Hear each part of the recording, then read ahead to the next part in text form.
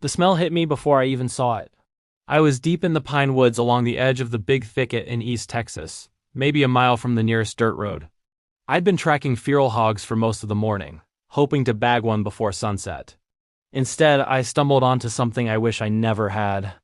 At first, it was just the odor. Thick, sour, and rotting. I figured a hog had died nearby. I moved slowly through the brush until I spotted it. A massive feral hog lay sprawled in a muddy clearing near a shallow creek. Its belly was torn open. Its ribs cracked wide like something had pried them apart with raw, brute strength. Flies swarmed so thick it looked like the air itself was vibrating, but something was wrong. Something musky, wet. Like a wet dog that had been left in a swamp for weeks. That's when I heard the growl. Not a hog, not a bear. I froze behind a fallen log. Across the clearing, on the other side of the carcass, something stepped out of the tree line. It had to be at least 8 feet tall. Broad shoulders, long arms hanging nearly to its knees, thick matted hair covering its entire body. Its face looked almost human, but twisted with anger. Its nostrils flared as it stared down at the hog carcass. A Bigfoot. The creature crouched beside the hog and grabbed the carcass with both hands, tearing a massive chunk of flesh loose. The sound was wet and sickening. Bones cracked like snapping branches. It lifted the meat to its mouth, then the woods exploded with a roar. From the opposite side of the clearing, a second Bigfoot burst out of the brush. This one was bigger. Black fur instead of brown. A massive chest. Its lips peeled back, revealing yellow teeth as it let out a deep, furious bellow that echoed through the trees. The first one stood upright instantly, dropping the meat. The smell in the air got worse. A thick wave of rot and musk. Then they charged. The collision sounded like 2 pickup trucks slamming together.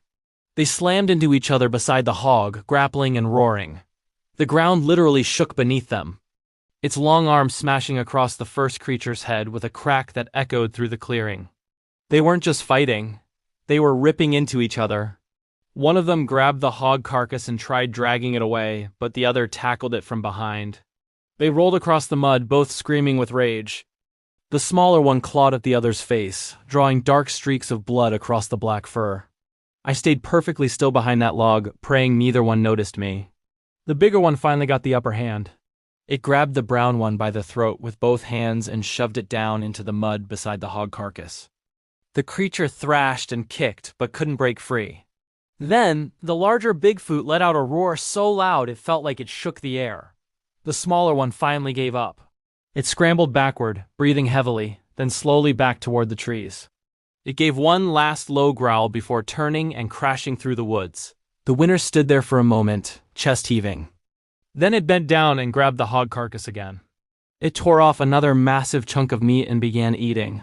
The sound, the chewing, the bones cracking. I will never forget it. After a few seconds, the creature suddenly stopped, its head lifted, and it sniffed the air. My heart nearly stopped. Its massive head slowly turned, pointing directly toward the log I was hiding behind. For a moment, I swear its eyes locked onto mine.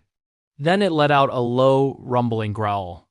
I crawled backward as slowly as I could until I reached the tree line behind me. The moment I knew I was hidden, I ran.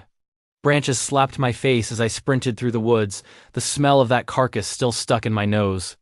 Behind me, I heard one last roar echo through the forest. I never went back to that clearing.